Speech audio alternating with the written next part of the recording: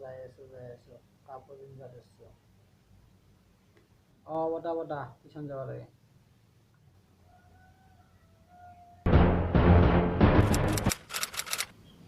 ঐ ক'ত থাকলি মই আহিলোৱে নকওঁ 5 মিনিট পাইছোৱে ৰাস্তা পাইছোঁ ঐ ক'ত থাকলি গেলা চাৰৰ ঘৰ আহি পালোঁ মই এই চাৰৰ ঘৰ পামে আমি ফুকি নিবি কৰি ফুৰিলে Oh no!